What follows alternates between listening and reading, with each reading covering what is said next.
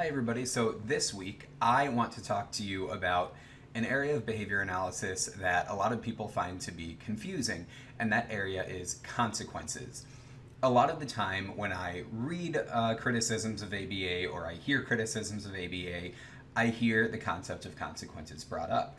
Now, I think it's a really important concept. It is fundamentally what we do is we use consequences to help teach skills. Um, but when I hear people make their criticisms, a lot of the time I will hear people say things like, oh, well, they use negative reinforcement and that is bad.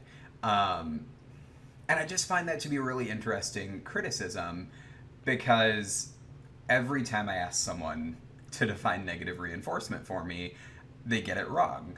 Unless they are a behavior analyst. And I say this as a former teacher. I ask every teacher that I collaborate with to define negative reinforcement for me. I ask other people in adjacent fields, hey, can you tell me what negative reinforcement is? And nobody seems to really understand the concept. And I think that contributes to the confusion. And my goal today is to explain the different kinds of consequences, as well as to address some more specific questions that might be related to such consequences and how we would use them in a treatment setting. So first, I think it's important that we talk about the fact that there are 4 different kinds of consequence, maybe 5 depending on how you define a consequence, and I will get into that. A lot of people, they talk positive punishment, positive reinforcement, negative punishment, and you have all these terms and you try to keep them straight, but they overlap with their words. And so instead of looking at the 2-word terms, I think we just need to break them down to be helpful in teaching people what those things mean. So the first is positive. Positive in the terms of punishment or reinforcement just means that you add a stimulus. You introduce a stimulus, that's what positive means. Conversely, negative means that you remove a stimulus. So positive is introduce, negative is remove a stimulus. Reinforcement increases the future likelihood of a behavior. Punishment decreases the future likelihood of a behavior. So within those, we have positive and negative. So we're going to look over those different kinds of combinations of positive, negative, punishment, reinforcement. So starting first with positive reinforcement, which is what everybody agrees is a good idea. If you know ABA, if you don't know ABA, you hear positive, you hear reinforcement, you say, yeah, let's do that. So positive reinforcement is positive, the introduction of a stimulus. Reinforcement increases the future likelihood of a behavior occurring. So the most common example I give of this when I'm teaching anyone about this concept is when you enter a dark room, you flip a switch next to the door. Flipping the switch is your behavior. The result of you flipping the switch is that the light goes on.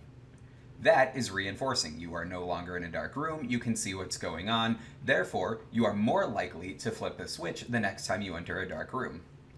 That's positive reinforcement. That's how we learn a lot of lessons.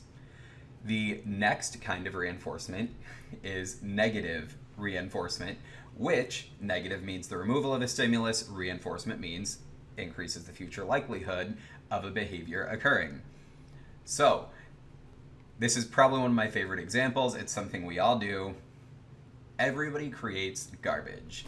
Garbage does not smell great, so you don't want smelly garbage in your house, but you do at some point have smelly garbage in your house. Trash day comes up. You know the garbage truck is going to come around, so you take the trash to the curb. Smelly garbage gets taken away. It's no longer present, so you are then more likely to take the garbage to the curb the next week. The stimulus of the smelly garbage was removed, and that reinforces your behavior of taking the garbage outside to the curb. So punishment, again, decreases the future likelihood of a behavior. So when we look at positive punishment, we look at the introduction of a stimulus to reduce the future likelihood of a behavior occurring. So the example I'm going to give here is what I'm also going to give for negative punishment. It is the behavior of a child tearing up his worksheets in school and throwing them on the floor. So positive punishment would be each time this occurs, the teacher says, okay, you have one more math problem you have to do. They give the child the same worksheet with one additional math problem on it, and the child has to complete that worksheet before they get to do anything else. They don't get to get out of doing that work. So therefore, the child's less likely to tear up the worksheets in the future because he knows he's going to have to get more work done, and he's trying to get out of doing work. Negative punishment, in that case, where we remove a stimulus to decrease the future likelihood of the behavior, that child tears up the worksheet every single time he gets it.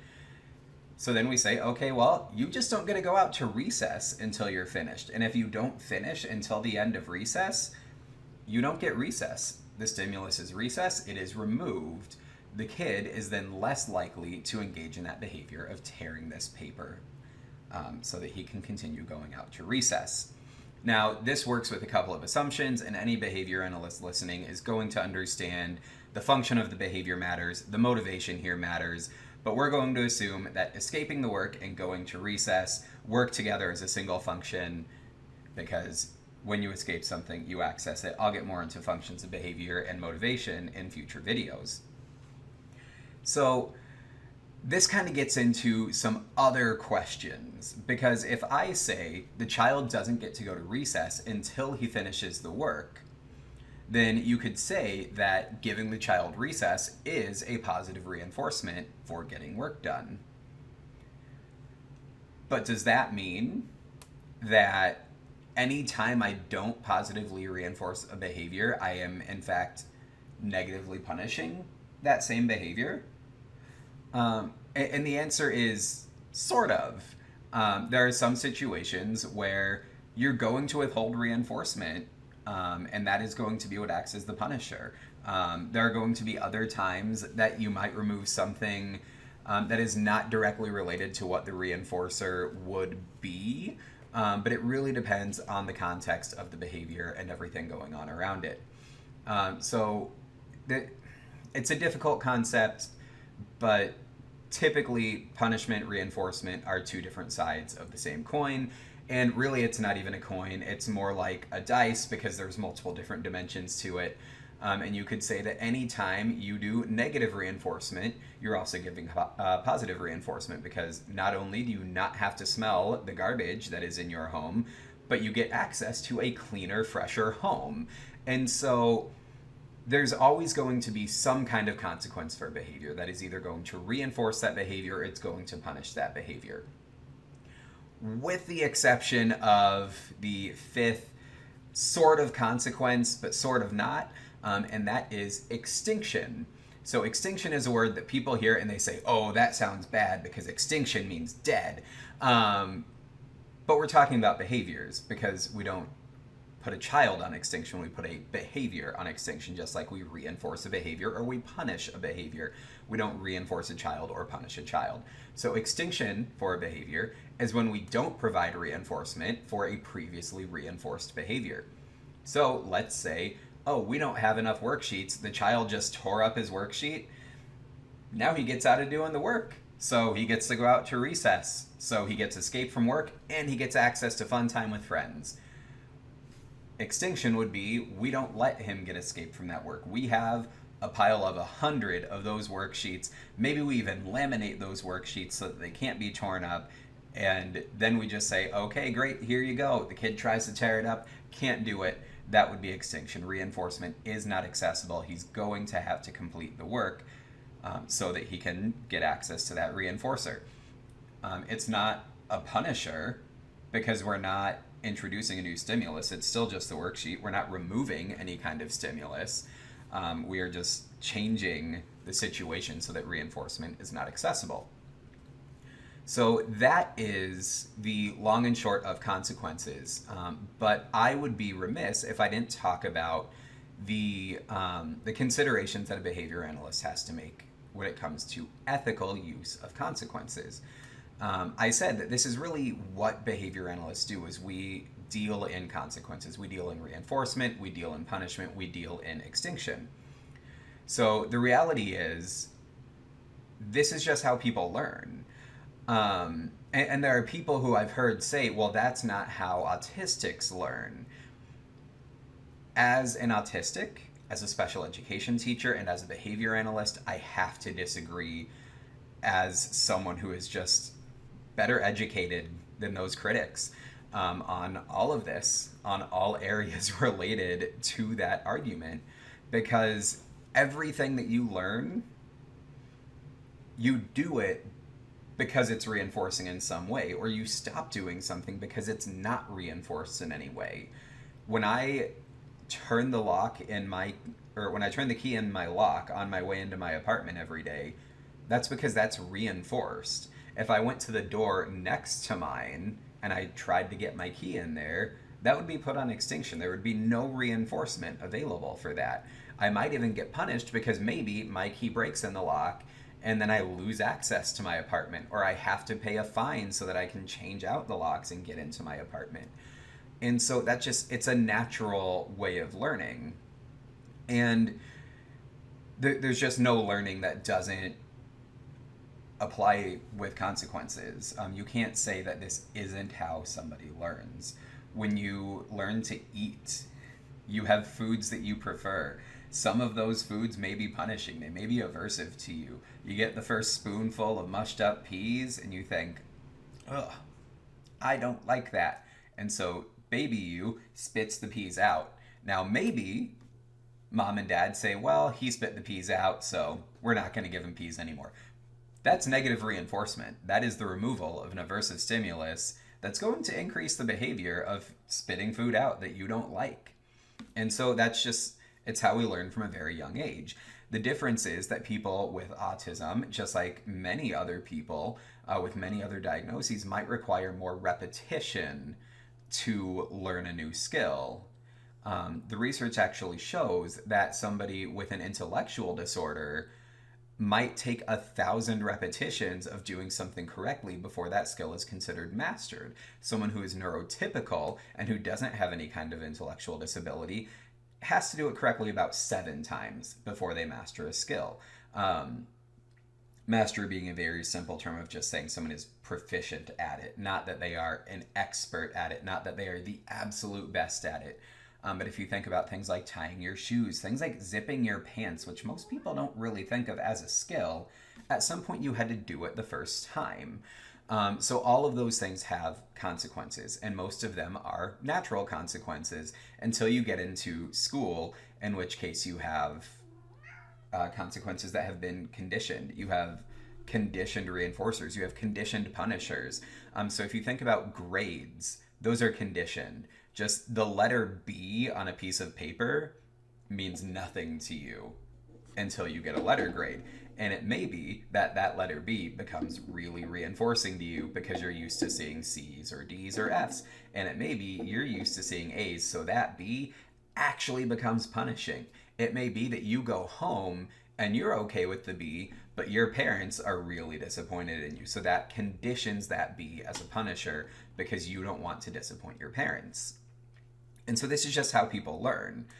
There's no way of escaping reinforcement, punishment, and extinction. This is how everything works. There are no skills that are learned without these consequences. And I keep repeating that because it is that important, it is that true, and it is inescapable. If there were other ways to learn, we'd have figured out something by now. We wouldn't be doing this work for decades if there was this obvious other way of learning. So if you in fact do still think that autistics just don't learn that way, please feel free to comment below. Let me know where I'm incorrect, what it is that I and many other experts in the field just don't see. And I would be happy to then tell you exactly how that is actually reinforcement, punishment, or extinction, and help you to see through that lens, because I'm willing to bet any example someone could give me of what they think is not those things is actually those things. So as a behavior analyst, we have an ethical code that we have to follow. It is incredibly long compared to ethical codes for related fields. I have looked over all the other fields' ethical codes, And none of them compare in length and the number of stipulations in ours. And that's because you can really screw people up by misapplying consequences, and by doing a lot of the things that we do incorrectly or irresponsibly.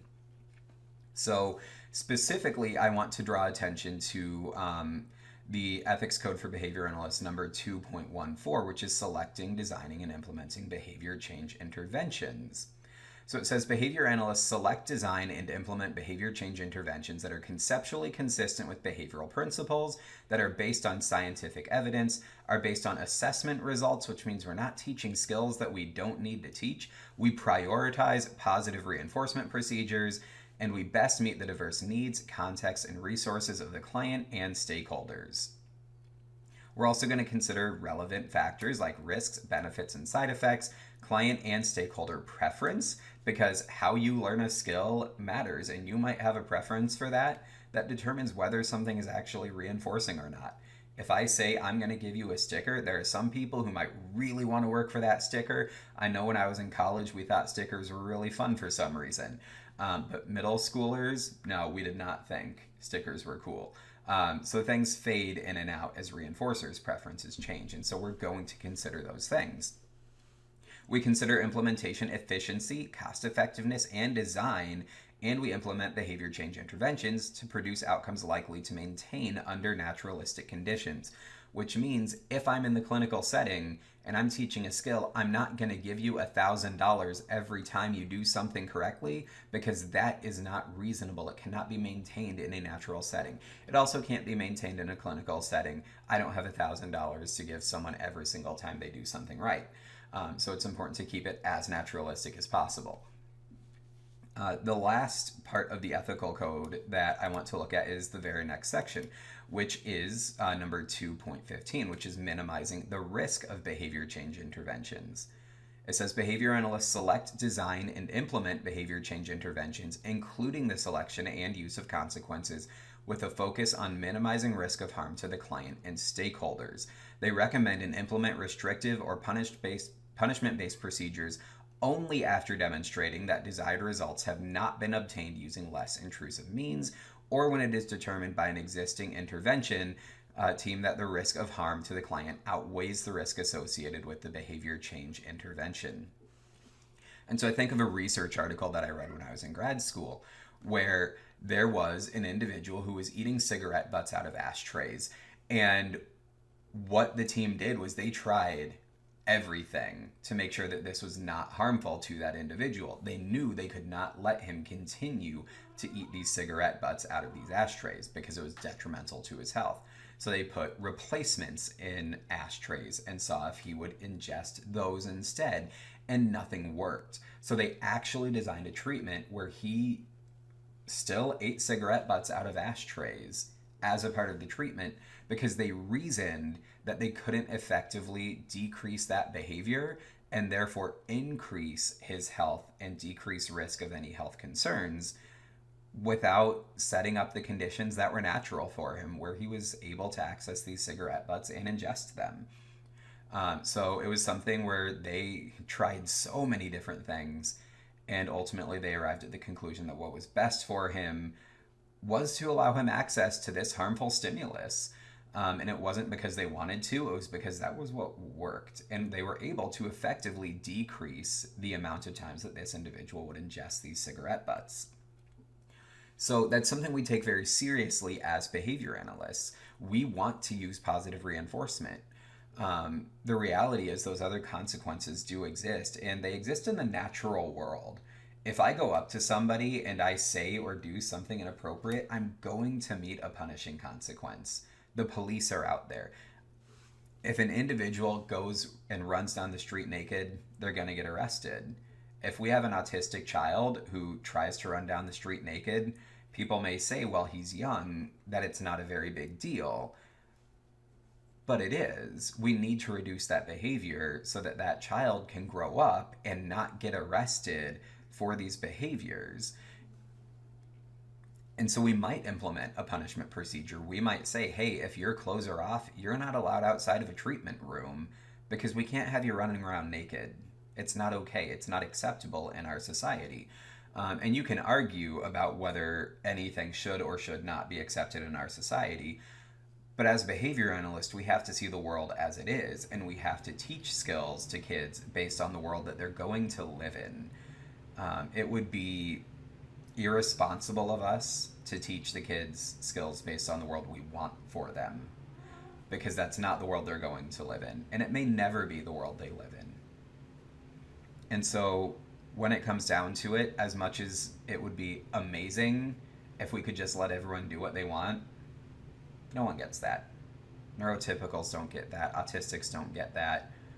No one gets the world that they want. They get the world that they are in. And we all have to live in that world. And we all have to access consequences like reinforcement and punishment. And behavior analysts are going to continue to use those things as needed so that people with autism that we serve can thrive to the best of their ability within this world. So hopefully that clears up any misconceptions that people have on the subject of consequences. I am always glad to answer any questions. If you have any, feel free to put them down in the comment section, as well as any challenges to the concept of consequences and anything that you think we may be missing in this field of research. I plan on continuing to drop videos every week. Some will be a little more on the educational side, some will be opinion-based. Every single time that I do share an opinion, it is only a representation of my personal opinion. It is not representative necessarily of any organization with which I am affiliated. That doesn't mean those organizations disagree with me. It just means that I am not being paid to share their opinions. I wish I was getting paid to do this, but honestly, I do it out of fun anyway, so it is what it is. But these are my opinions when they are shared. The facts that I've shared, the definitions that I've shared, are not just my opinions. So hopefully everyone can differentiate between fact and opinion. If not, let me know, and I will gladly put some sort of discriminative stimulus up on the screen so that you can know when it is fact and when it is opinion. I will see you guys next week.